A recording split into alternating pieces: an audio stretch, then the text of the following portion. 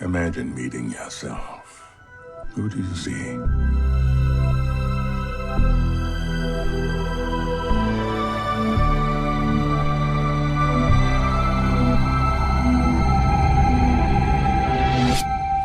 Hello and welcome to a bonus episode of Anthology presented by ObsessiveViewer.com. I'm your host, Matt Hurt, and if this is your first time listening, Anthology is a podcast where I review The Twilight Zone as a first-time viewer and other classic and contemporary science fiction anthology series. In this bonus episode series, I'm reviewing Amazon Prime's new sci-fi anthology series Solos, created by David Wheel. For archives of all of my episodes, you can visit anthologypod.com. You can also like the Facebook page at facebook.com/anthologypod and follow me on Twitter at OVAnthologypod. And if you'd like to support what I do here, you can become a patron at patreon.com/obsessiveviewer, where I have several different tiers to that Patreon level. So to run through them really quick, $1 per month gets you access to exclusive B-roll episodes. In the B-roll episode that accompanies this podcast episode, I'm hopefully going to be talking about Synchronic, the sci-fi thriller starring Anthony Mackie and directed by Justin Benson and Aaron Moorhead, who directed the Twilight Zone Season 2 episode titled 8. I think it was actually episode 6 of the season, but the episode title was 8. The Hacking Squid episode. So there's a lot of fun B-roll stuff there. We have like over 100 and at this point probably like 130 B-roll episodes. It's fun, casual kind of stuff. It's tons of content for you guys for just $1 per month. And then if you pledge $2 per month, you get access to those B-roll episodes as well as TV review and reaction episodes that I do on my own. So I have reviews of the first season of Rutherford Falls, the complete series of Superstore, and episode by episode recaps of Falcon and the Winter Soldier. And coming up at the time that this episode drops in a couple of weeks, I'm going to start an episode-by-episode review series on Loki. So that is $2 per month. And then if you pledge $5 per month, you get access to everything that I've said before, plus movie commentary tracks and immediate movie reviews that I do. So I have commentary tracks for Sunshine, Captain America Civil War, Seven, Children of Men, Ex Machina, The Shining, Doctor Sleep. I have commentary tracks, full-length commentary tracks for all of those up there now for $5 per month, plus everything else that I said before. And finally, if you pledge $10 per month, you get early access to podcast episodes and previously unreleased content. So at the $10 per month level, you get access to everything that I've said before. Everything, every single thing that I've said already, plus early access to episodes. So for context, if you're listening to this episode the day that it comes out, it's Tuesday, May 25th, I think. If you are a $10 per month subscriber on Patreon, I'm actually releasing this entire bonus episode series. All at once on May 21st when the series drops, when Solos drops on Amazon Prime. So if you're not on Patreon at the $10 level, you will get these bonus episodes week to week. But if you are, you get instant access to all 7 episodes on May 21st. So again, that's at patreon.com/obsessiveviewer. Anything you can do helps, and it all helps to pay the fees to keep the podcast running. And it's just something that I really like to do. So again, patreon.com/obsessiveviewer. And so today on the show, I'm continuing my 7-part bonus episode series for the new sci-fi anthology series Solos, which premiered all of its episodes on May 21st, 2021 on Amazon Prime Video. And in this episode specifically, I'll be reviewing Tom, episode 2 of the series, which I'm so excited to do this because I love doing this, which stars Anthony Mackie. And Anthony Mackie? So it stars Anthony Mackie as a man with not much time left to live who buys a controversial new product that promises his family won't be left alone when he dies. So, of course, as I am wont to do on this podcast, I'm going to be spoiling the entire episode. So make sure you watch it before listening to the show, because I'm going to go ahead and spoiler alert for the review. This episode was excellent, and I really, really want you to watch the episode and then come back and listen to my review, because it's got so much heart and it's so heartfelt and so beautiful, and it's a wonderful experience. So go watch it, come back, listen to the review. So, okay, spoiler warning out of the way. Let's get into it. So, this episode of Solos, which it's the entire concept of Solos, is that it is kind of this monologue-driven, single-performer science fiction anthology series that kind of gets to the heart of human connection and the human experience, which is a very intriguing concept for me, as that's something that I love about science fiction in general, is how it just comments on the human experience through futurism and everything. So this episode stars Anthony Mackie as Tom. He was previously, obviously, in The Falcon and the Winter Soldier and various Marvel Cinematic Universe movies. He was also in 8 Mile, and he also appeared in Striking Vipers, the episode of Black Mirror, where there's sex with a polar bear referenced. So he was also in Altered Carbon. He and the aforementioned Synchronic. I really like. I'll go out and say it. I love Anthony Mackie. I think he is a very talented performer, and this episode of Solos really, really just is on another level for me. So I've been following his career for a while, and this is a standout of his career for sure. And I'll get into his performance and everything there, but I'm just super happy to see him do so much stuff and to see, I mean, he's now Captain America. I fucking love that. I'm excited for him and everything. And I'm just really excited to see where his career goes from here. And I really hope he continues to do these little like science fiction things in addition to the Marvel Cinematic Universe stuff. Writer and director for this episode is show creator David Wheel, which I'm still not sure if I'm pronouncing that correctly. So, David, if you're listening, I apologize if I'm mispronouncing that, and congratulations on the show. So, I don't know if he's listening or not. Anyway, so let me go into my review. That's all the character breakdown that I have, or all the talent rundown that I have. And let me go ahead and go into my feelings as a viewer, and then I'll go into my beat for beat review of the episode. So my overall feelings on Tom is that this was an incredibly emotional and powerful episode, and in a unique way. So when I reviewed Leia, I opined about how it made me miss the festival circuit, which, by the way, this is, it'll be over by the time you guys, listen to this, but right now Indie Film Fest is going on, and they're doing a meld of, drive-in screenings and virtual screenings. And I have a pass to it. I'm actually a juror on, a couple of the categories, and I'm just really excited, but I'm also really missing that film festival, like in-person film festival energy. So that is something that, the previous episode, Leia, kind of hit me with. In this episode, Tom made me extremely nostalgic for live theater. So I don't really see a lot of live theater in my life or anything. Like, I have my friend and one of my co-hosts on Obsessive Viewer is Kirsten, and she's an actor who does a lot of live performances in live theater, and I always go to see her performances to support her and everything, and to see just live theater. So, on average, probably I've seen maybe 1 or 2 performances every year on average. And I really love that atmosphere. It's a little out of my kind of knowledge base, I guess, but I really like the art of live theater.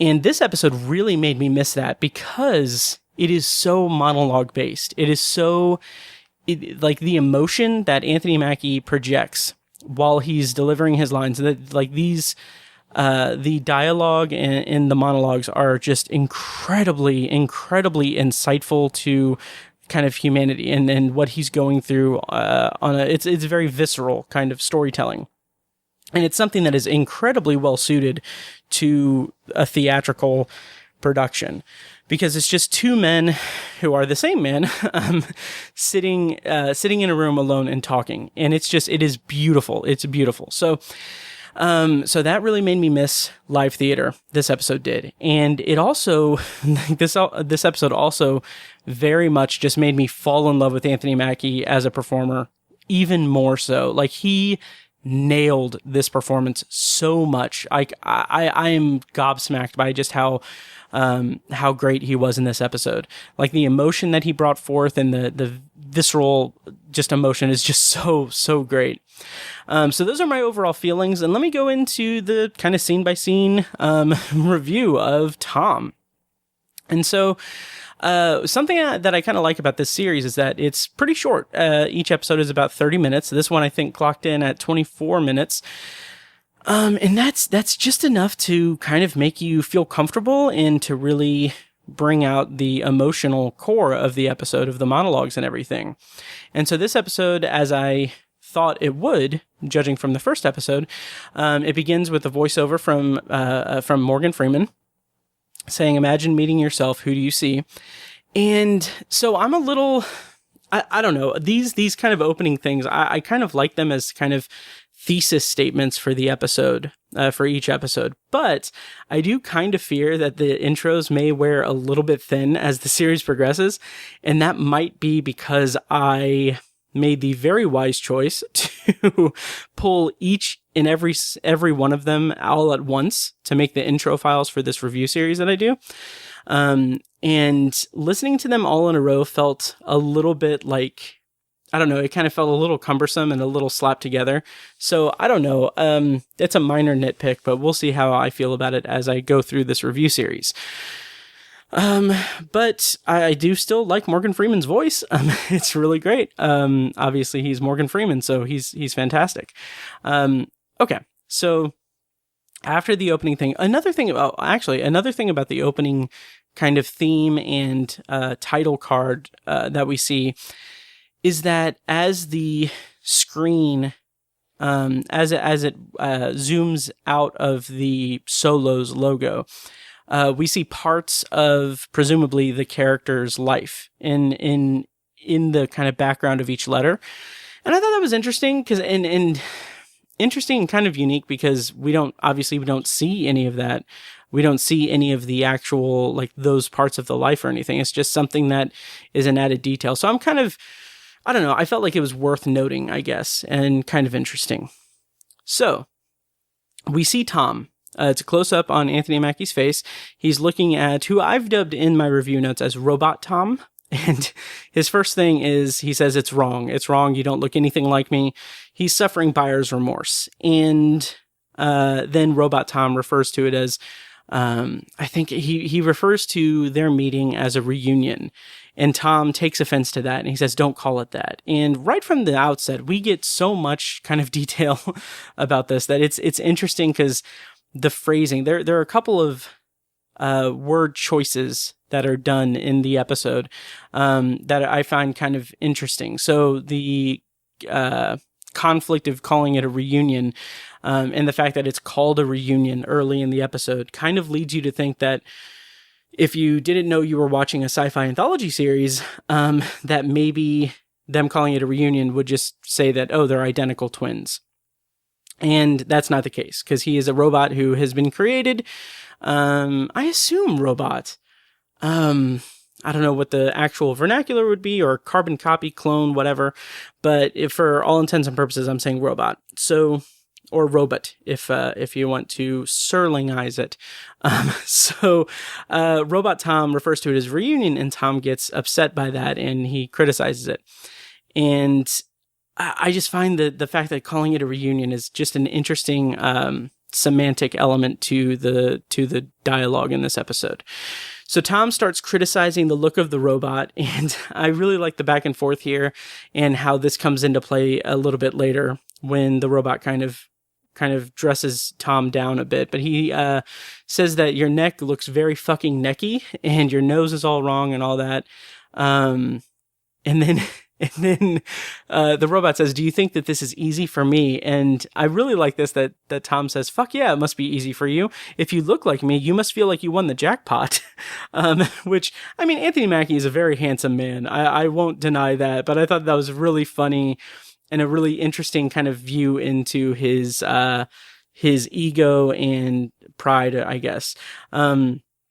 And then Robot Tom says, wow, you're an asshole. And I love this back and forth. Just immediately in this back and forth, we are given this very just slightly volatile, but overall, like this, we know that they're on, if not an even playing field, they are at least one and the same, so that they know what the other's thinking. They know each other intimately and mentally. So I just really like this, how they have like the clapping back and forth and everything. It's really good. So Tom kind of relents in the argument just from the outset. And again, the writing of this episode is so on point and so beautiful because, I mean, it adheres to every screenwriting kind of trope and everything that you can imagine. Most particularly, like the idea that, okay, come into a scene late and leave it early. And like, that's what this entire episode is. We come into it like right from a point where they're already in progress. They're already in their conversation, in their quote unquote reunion.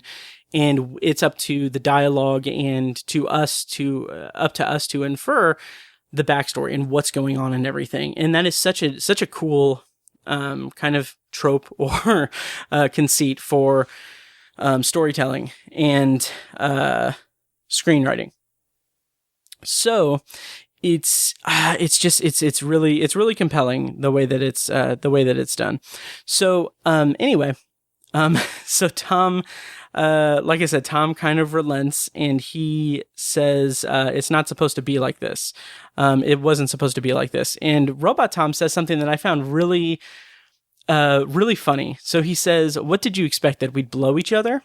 And I thought, just as a brief aside, a brief tangent here, I thought that was pretty funny. And it also reminds me of that old like time travel trope of having sex with yourself in the past, or having sex with a copy of yourself. Like there's I don't know if it's technically a novella or a short story, but it's called The Man Who Folded Himself, which is really interesting. It's this time travel story about this man who keeps going back in time, and he just, like, the process of going back in time and going back and everything, it creates multiple versions of himself and in the same time frame. And if I remember correctly, I probably read that in like 2011. So it's been like at least a decade since I read the story, but he, in the process, he has sex with himself. And I always thought that was an interesting plot element of science fiction. And I think that it's also something that's done in John Scalzi's book Red Shirts, which I wasn't really a big fan of. It's kind of drawn me away from reading any more of his stuff. I should probably give it another go or check out some of his other stuff, because I know he's incredibly popular. But anyway, it happens in Red Shirts. And to be honest, I never really understood that science fiction trope, like the idea of if you encounter yourself, you would be compelled to have sex with yourself. I don't know what that, I don't get that per se. I guess it's an interesting kind of window into kind of a narcissistic kind of thing, or even just, self-pleasure. And it's technically like masturbation, but I don't know. I'm getting away from it, but I just thought it was an interesting kind of, if not homage, then just reference to a pretty popular bit of science fiction, or a pretty popular science fiction trope. So Tom goes on to, this is the point where Tom is basically bringing us up to speed by talking to the robot about what's happening. So he says that his doctor recommended that he watch some of the reunions online, and he references a clip that he saw on the Today Show, and he refers to Hoda Kotb as a national treasure, which that's a recurring reference that, I don't know, kind of like the "Can you hear me now" bit in the first episode. It doesn't quite land for me. Like I don't really watch the Today Show, or I don't really, it's not something that's in my sphere of viewing. However, I didn't have as much of a problem with it as the "Can you hear me now" thing in the first episode, because it's not really as big a reference as the Verizon thing. So that's good. It's all good. So Tom goes on to say that he saw an elderly woman who had ovarian cancer, quote unquote, reuniting with her exact copy. And he remarks on how beautiful it was, and says that they were crying and holding hands, and her family was there. And that's what kind of sold him on spending the $30,000 for his copy.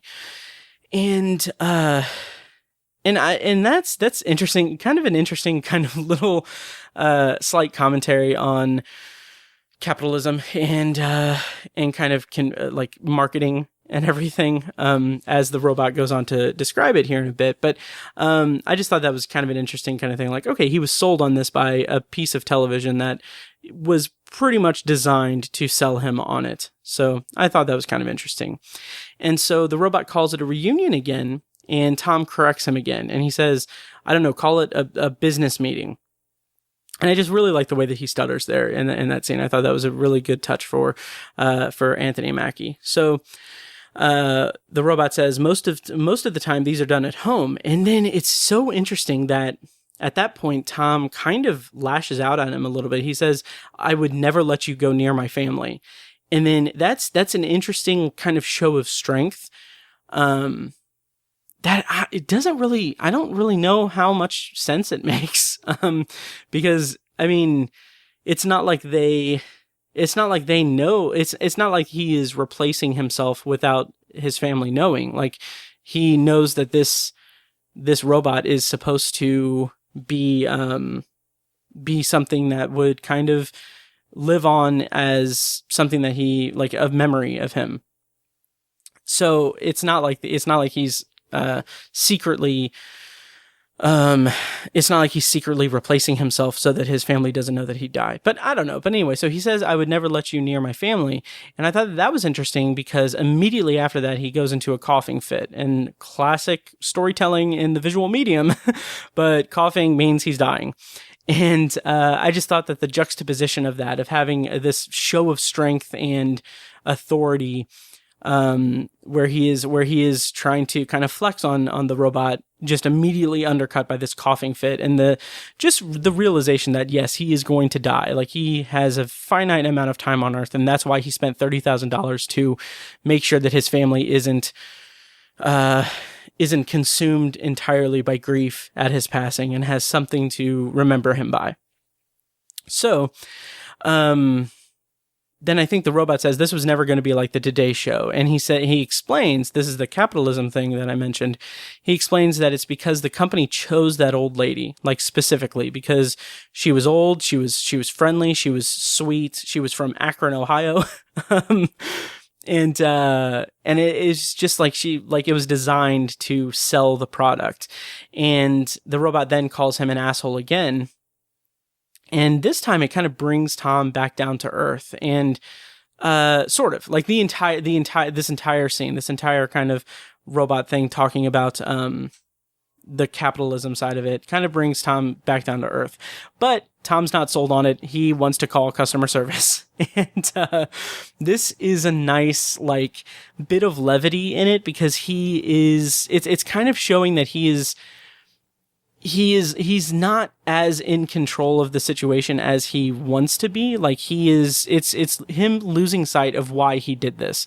So he calls customer care, and as he's going through the prompts and everything, he says he doesn't know his account number, and then he's like, oh, I guess, yeah, I can get it from the robot. So, I just really like the way that he plays as Robot Tom. I really like how Anthony Mackie plays this super pleased with himself way that he presents himself in this moment, because he's just kind of like, I think at that point he picks up the apple and sniffs it, because he's just kind of waiting for Tom to cool down. And when he's prompted for the account number, he just says it, and he says it with this kind of like shit-eating grin on his face a little bit. Maybe not quite shit-eating grin, but like this glare in his eye and this smirk that is just like, yeah, I have the upper hand here. You are being unreasonable.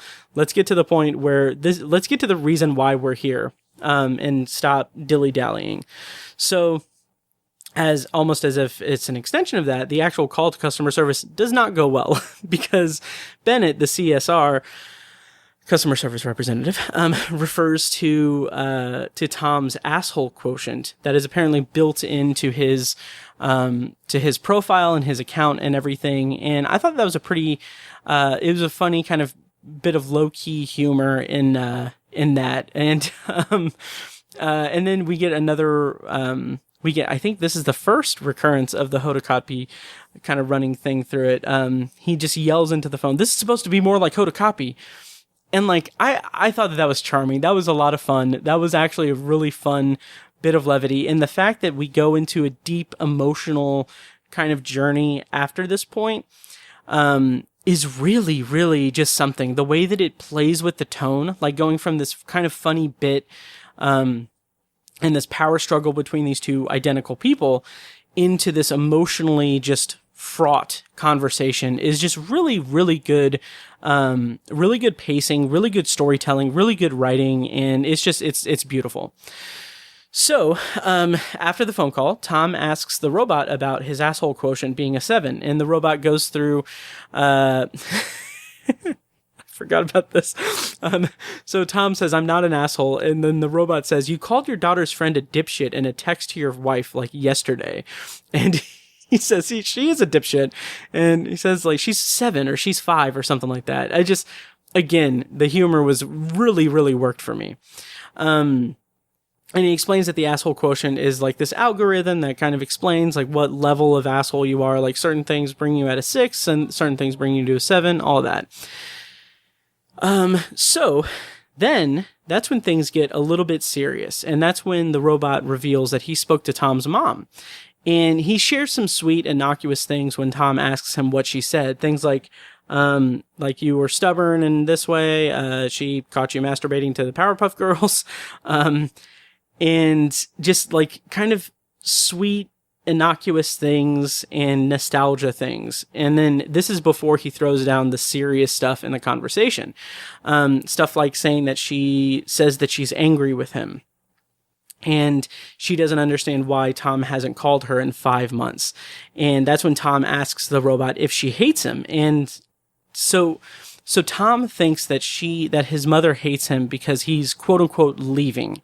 And, this is Tom kind of coming to terms and starting to confront his mortality. And, he explains kind of indirectly what we're meant to infer is that he is internalizing this pain, and this pain of his impending death is being internalized to him, and it leaves him feeling defeated and everything. And I really like the way that Robot Tom kind of comforts and corrects him. He says, like, you're not leaving. It's not your choice. It's your time is up and everything. And I really like the language here. Like I said, like I said about the reunion word choice, the language here where he says that he's leaving, it's an interesting word choice on two fronts. One, because it's not like harsh. It's just like this. It's granted it is kind of corrected by the robot saying that you're not leaving. You're just, you're passing away. Like you're not leaving. It's not your choice and everything. You're not making the choice to leave your family or anything. But the idea of using that word leaving while he is also leaving behind a robot version of himself to live on, in his family's memory is just really just, interesting word choice and interesting semantics for the episode, I think. And then, I said two fronts, but I think they're somewhere mixed in there. Anyway, Robot Tom reassures Tom and says that his mother loves him and says that she's angry and just wants him to call her. And that's kind of left open-ended. We don't know if he calls her. I'm assuming that he does. And just something about that just really rings true and seems kind of beautiful, this moment where the robot comforts and corrects him, which isn't the first time he does that in this episode, which we'll get to in a bit. So after probably one or two tangents, I'm sure. So Robot Tom says that he knows Tom. They kind of go into this whole kind of thing. But he, in the interest of kind of like keeping time of the essence, the robot says, let's get down to business. We only have 15 minutes. And at that point, it's kind of like a real-time aspect to the story, which I thought was pretty cool. So Tom immediately starts talking about his business accounts and business stuff that he needs. And it's kind of vague, but I don't mind it. We don't need to know the intricacies of his business dealings of the last 15 years or anything. But he says, like, oh, yeah, this account needs to be done this and all that. And then the robot's like, no, you're talking to a robot. I've analyzed everything that you've ever done, every record and everything. Like, I know all of this stuff. It's a simple algorithm. And there's a little bit of bite back with Tom saying that I spent 15 years building this portfolio and everything. And Robot Tom is just like, yeah, it's just reduced to an algorithm. It's not that big of a deal. And I really like the line where he says, it's amazing what we spend our time doing.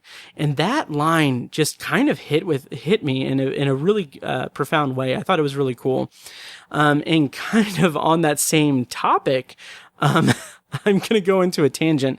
So, this episode is incredibly similar in concept to the, Season 2 Black Mirror episode Be Right Back, which I covered in Anthology bonus episode 4 way back in October of 2016. That is mind-blowing to me. So this idea, and it's present in that Black Mirror episode, and it's hinted on here, where like Robot Tom talks about how he has read millions of his correspondence. He has analyzed his entire internet presence and every kind of digital artifact that he has left behind on the internet, and in his personal email accounts and all that stuff. And I gotta say, I just, in general terms, I really like the concept. And this is going to be kind of tricky. I really like the concept of an AI or an android being able to pore over an endless stream of internet behavior to learn about a single individual. Now, I'm going to say that with a caveat because it's fucking terrifying. And it's also what's happening on a small scale every single day, every single time that we post anything online. It is a pervasive thing that is real. But the concept of a machine doing all of that in order to emulate or approximate a person's behavior and mind is intriguing to me when in the concept of these science fiction constructs. So, like I said, Anthology bonus episode 4, where I covered Black Mirror episode Be Right Back in October 2016. Like, that episode of Black Mirror does this as well. Like, it analyzes Donald Gleason's entire internet presence and everything, text messages, everything, and approximates his personality from that. And it's touched on here in this episode of Solos that the robot has analyzed all of the correspondence, all of the data and everything. And I think that specifically I think that alone is specifically why I'm so interested in that type of storytelling or that type of data mining in science fiction. Because, and I'm going to say this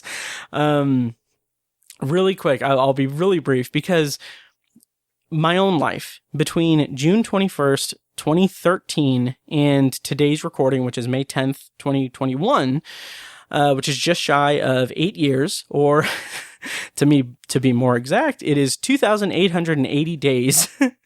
Within that span of time, I have recorded and released a total of 530 podcast episodes between Obsessive Viewer, Anthology, and Tower Junkies.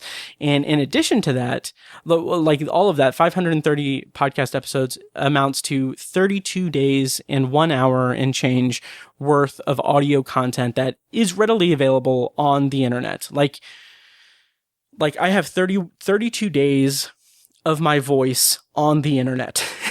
And in addition to that, I have 173 pieces of content on Patreon, behind the Patreon paywall, and that amounts to 4 days and 5 hours worth of audio. So I don't know, it's something that speaks to me on a profound level when I see this type of storyline in science fiction, because I think what it comes down to is I just really like the idea of having in terms of my own podcasting and my own journey as a podcaster, I just really like having that as a benchmark of my time here, like on Earth. Like, I really like the idea of my podcasting being a legacy of my time here. Like when I quote unquote leave, or die, all of my hundreds and hundreds of hours of my podcasting and by extension, like a little snippet of my personality is going to live on as long as someone pays the bills for the hosting fees or finds a way to do that without having to spend money. Anyway, that's going to live on the internet. And I just think that that's kind of neat. That's something that I don't think a lot of people really have. And it's just something that I think about on occasion. And this episode of Solos kind of brought that out, and as well as to a lesser extent, that episode 5 years ago when I covered it on Anthology, the episode of Black Mirror. So I don't know. Anyway, I just found that interesting. And then, so the next, and to undercut that entirely, the next line, the robot says, he has found all of this data. He has analyzed all this data, but he needs things that can't be measured, viewed, or seen. And he needs to talk to him specifically. He needs to know exactly, he needs to know about his life. And he says, really, this is where the episode really takes off for me and goes into this emotionally resonant kind of storyline. So Robot Tom basically needs to know the emotional side of Tom's life. And he starts by asking how he met his wife. And Tom's like, well, and everything. And he's like, it's not about knowing when, how you met. It's about how you tell me how you met. And I thought that was just a really charming and profound line of dialogue as well. So this is where the episode really comes together and pulls at our heartstrings. It's when Tom starts talking about his family. And first up, he talks about his wife. And I mean, it's kind of, I don't know, it's maybe kind of hokey to use this term and everything, but I mean, this performance, it is a tour de force. I mean, Anthony Mackie is, I'll make a stupid joke. Anthony Mackie, more like Anthony Immaculate Performer. I'm so sorry. Anthony, if you're listening, I'm sorry. Anyway, Anthony Mackie just nails, it is incredible, his performance here. So he starts talking about Kelly and says, he starts out kind of lighthearted, saying that she's allergic to meat, but that doesn't mean that she's a vegetarian. And then the robot's like, so do I cook her meat or do I not? And then he's like, you're fucked either way. I thought that was really nice, back and forth. So these are monologues about Tom's family that Anthony Mackie performs, and the emotion that Anthony Mackie brings to these monologues about Tom's family just confirms that this dude is an amazing, amazing actor. When he starts talking about, the way that Kelly is self-conscious about her voice, but she's a beautiful singer and she will intentionally kind of fake being a bad singer because she's so insecure about it. As he's going through that whole spiel and he's talking about her, he kind of ends that train of thought with, I'm going to miss hearing her sing. And it is so touching because he is in an impossibly vulnerable state. He's starting to lay out what his, he's talking to himself right before he dies.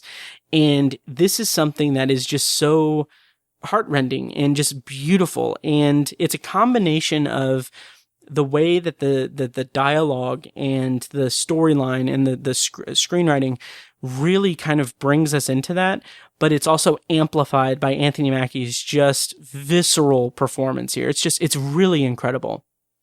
And it just brings us into this emotional style. So when he starts talking about how great of a mom Kelly is, Anthony Mackie does this thing where his voice breaks just a little bit, and then he starts tearing up and the tears start rolling. It's just all just magnificent. And the ending of oh my God, it's it is absolutely just stunning, because the dialogue when it ends on it is, he says, you can't be mad that the kids want her to tuck them in, or want her to tell them a story, or they come to her when they need something or something, because he says it's just different, and I can't get mad because he says that they love her more than me, and I can't get mad because I would love her more than me too. And then he says, I do love her more than me. And if you can hear my voice just shaking a little bit, is because I'm welling up with tears right now, because that is just such a beautiful and painful sentiment, knowing what he is going through and knowing what he is he's faced with. is just, it is stunning to me. It is incredible. And then he reveals that that's why he paid the $30,000. It wasn't necessarily because of the Today Show. It was because he didn't want Kelly to be alone. And I kind of inferred from that he wants her to be okay with his passing because he can't bear to leave her behind because he loves her so much. And just stunning. Absolutely just beautiful, beautiful storytelling. And incredibly well acted by Anthony Mackie. And then, in a sense, like, and then the conversation shifts to her farting and everything, and that's kind of cute, I guess. But it doesn't really, to the show's credit, it doesn't drag down any of the, the drama of that at all. So, just beautiful, beautiful stuff. So, next up, he talks about his son Wilder, and he's just beaming with pride. It's so beautiful. He says that his kid's a genius, and he talks like, he says like, well, everyone says that their kid's a genius. Like, everyone thinks that their kid's a genius. Well, you don't know because you're a robot, but like just the way that Anthony Mackie infuses in his read of those lines, this sense of pride into this part of the monologue is just a thing of absolute beauty. It reminds me, there's a video that I saw of, and this is so cute and touching and everything. Slight spoilers for Avengers Endgame, but there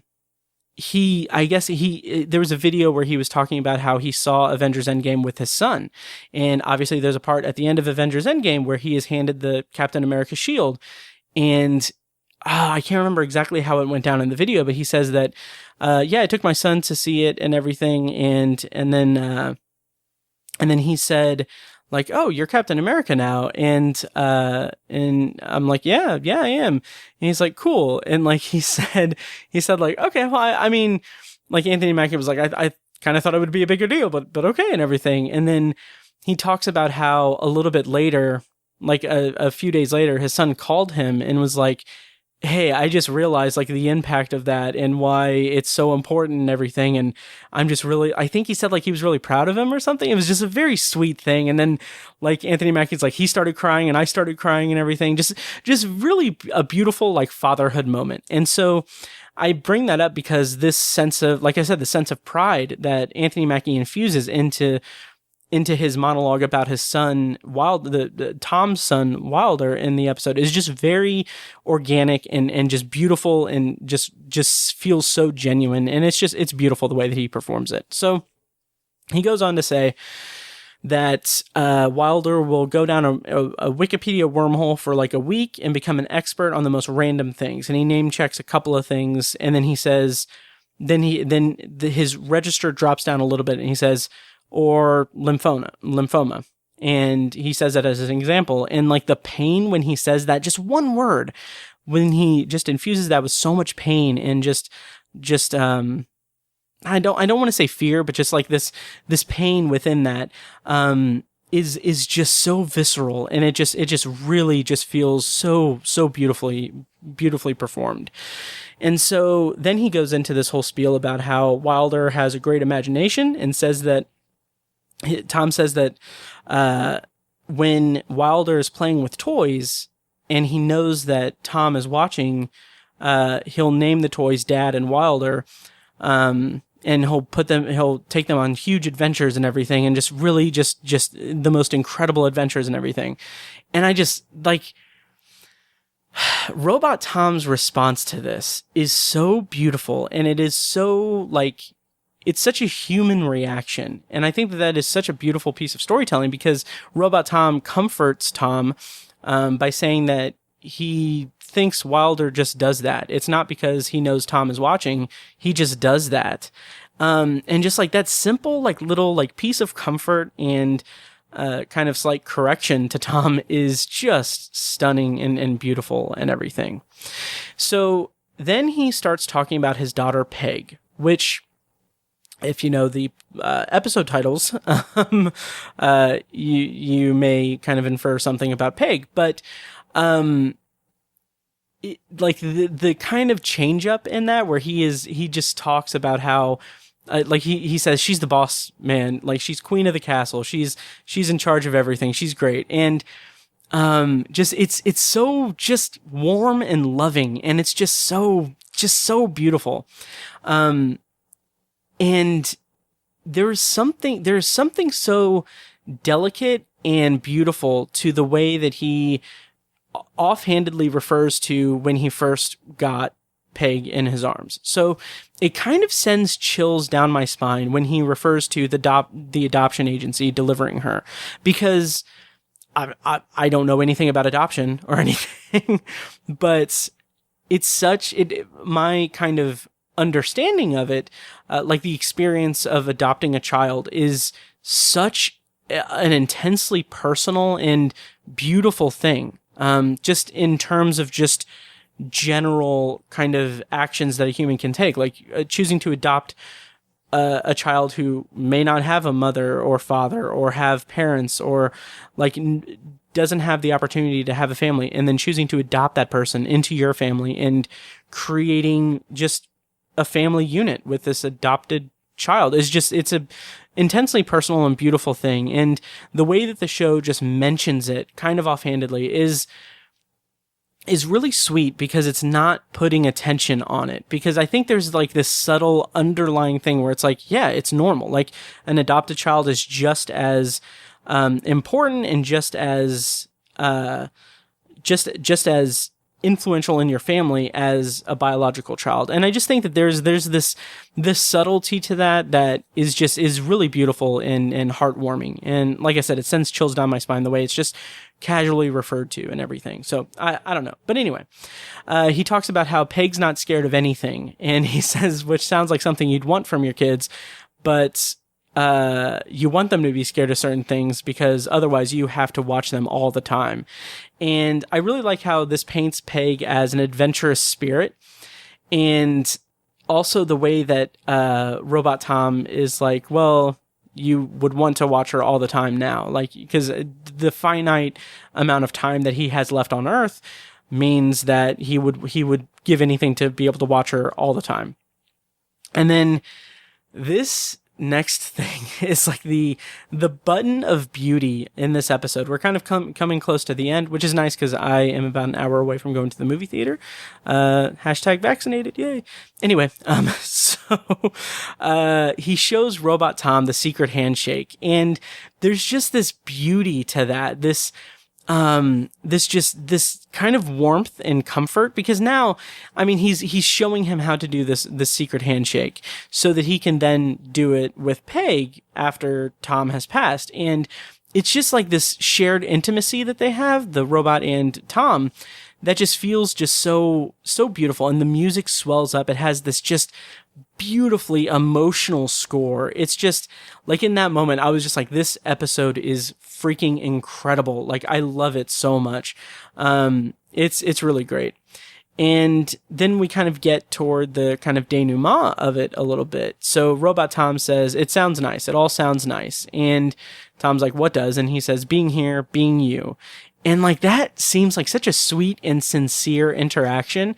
And in a sense, Robot Tom kind of becomes this kind of therapeutic sort of presence for Tom. He's I guess to a certain extent, he's lessening the blow of being of Tom having to confront his mortality and everything. He's lessening that and kind of giving him comfort in knowing that it's not going to, like, he's leaving his family in good hands. So then they kind of get a little bit more real. Tom tells Robot Tom that he's happy he's here, and then Robot Tom says that he's nervous that he won't be just like Tom, that he'll be imperfect. And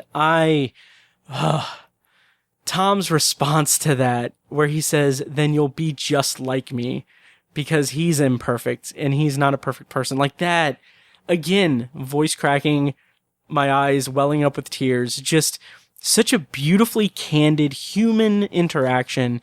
And this sense of self-awareness that Tom has is just so just so incredibly moving and resonant. It's incredible. I love it so much.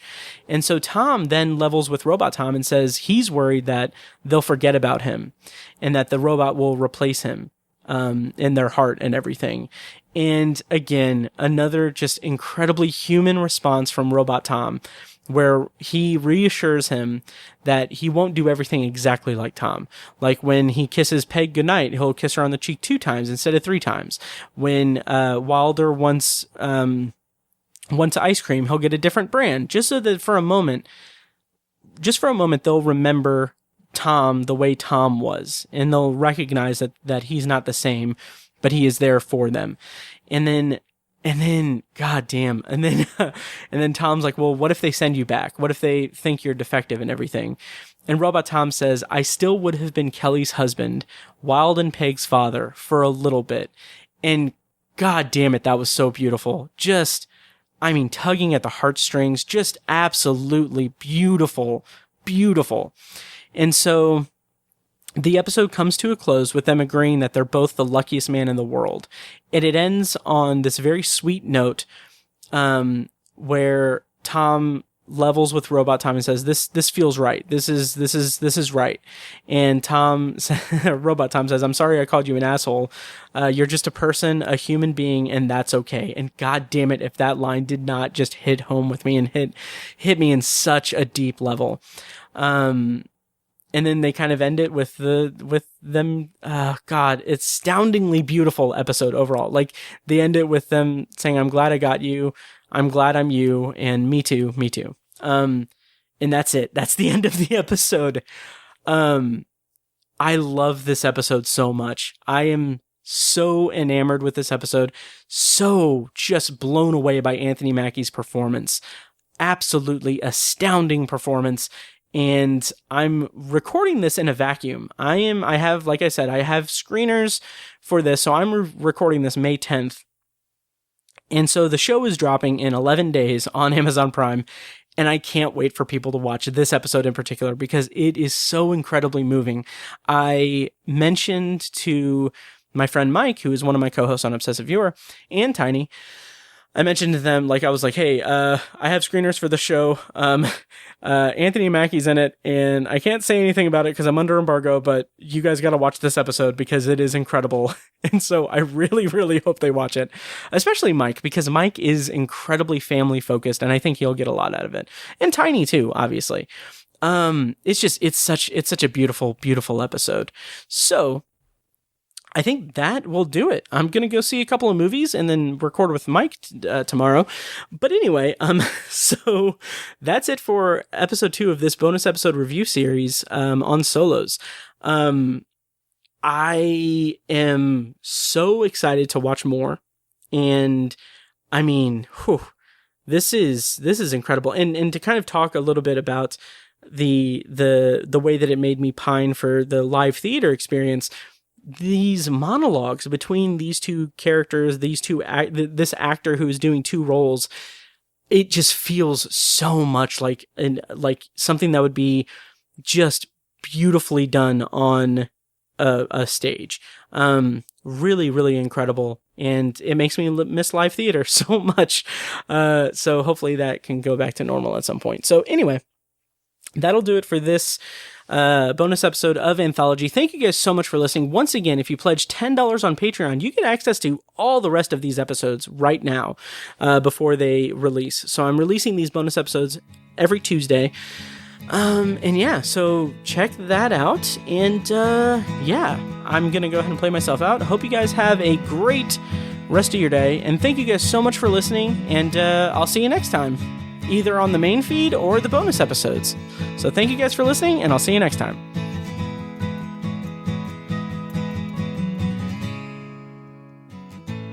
And now, here's a short clip from our Patreon exclusive RSS feed. To hear the full clip and more exclusive Patreon content, go to patreon.com/obsessiveviewer and become a patron at the minimum rate of $1 per month.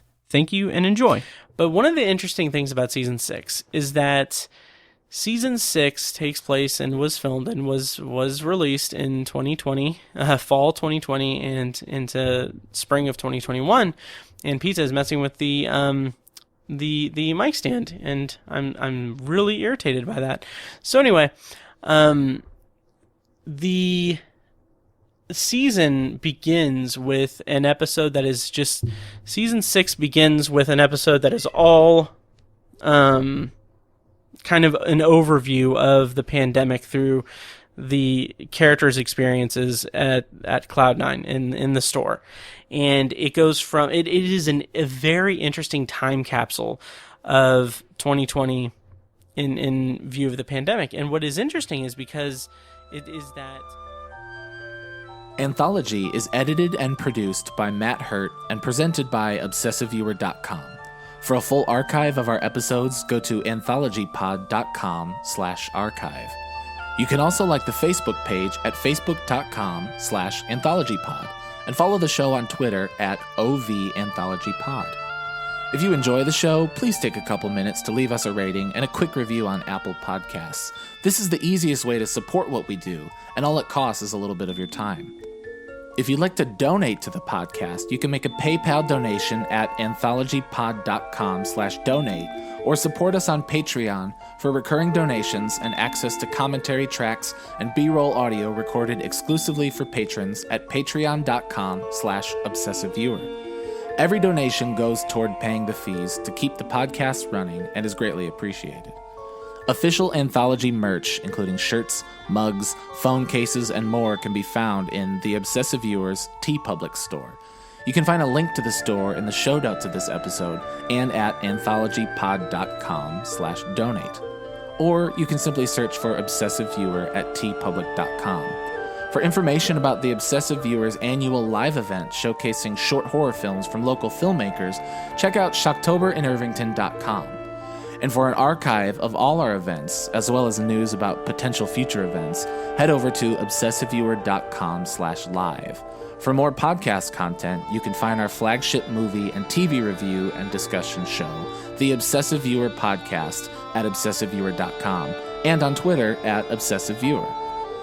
You can also find Tower Junkies, a podcast where Matt and co-host Tiny share their love of all things Stephen King and his magnum opus, The Dark Tower series, over at towerjunkiespod.com and at towerjunkiespod on Twitter.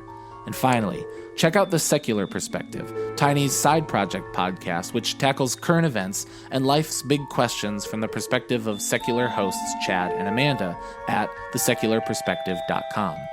Bumper music for this podcast comes courtesy of As Good As It Gets, which can be found at facebook.com/asgoodasitgetsband. You can also find As Good As It Gets music on Spotify, Google Play, and iTunes. Thank you so much for listening, and we'll see you next time. Kitty!